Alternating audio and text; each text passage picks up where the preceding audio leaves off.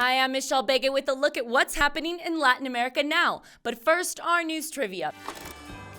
Which country hosts the largest cowboy rodeo in Latin America? We'll have the answer later. We begin in Argentina, where supporters of Vice-President Cristina Kirchner clashed with police outside of her residence in Buenos Aires. Kirchner is currently on trial. She's accused of being involved in corrupt activities while she was president from 2007 to 2015. The prosecution has asked for 12 years in prison if she's convicted. The jury will deliver a verdict by the end of the year. Kirchner has said the accusations are part of political entrapment. At least 12 police agents were reported as injured in the protest. And similar scenes were happening in Peru, where supporters and opponents of President Pedro Castillo confronted each other, also over alleged corruption. My colleague Dan Collyns has more from Lima. Michelle, supporters and opponents of President Pedro Castillo clashed in downtown Lima over accusations of corruption.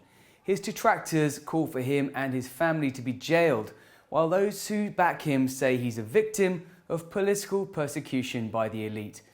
In the latest episode in the ongoing corruption probe into Peru's president, his sister-in-law, Jennifer Paredes, has been jailed.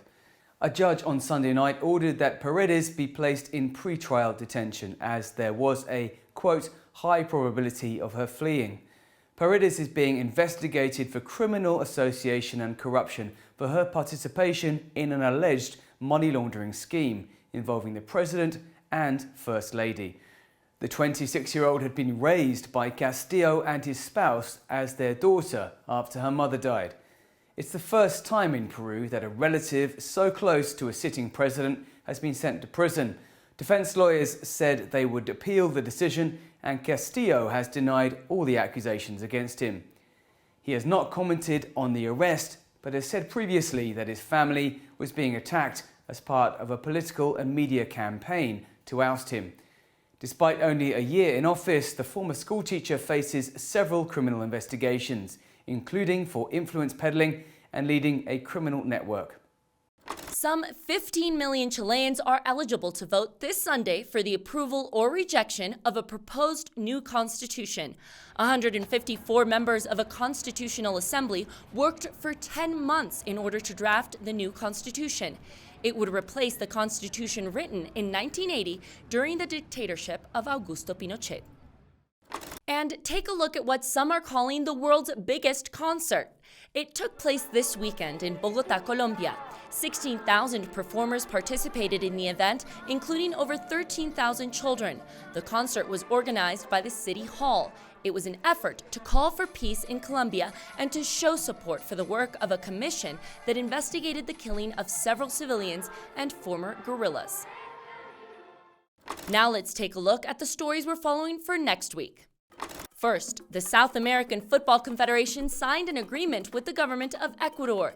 The country has been chosen to host the final game of the famous Copa Libertadores in the city of Guayaquil.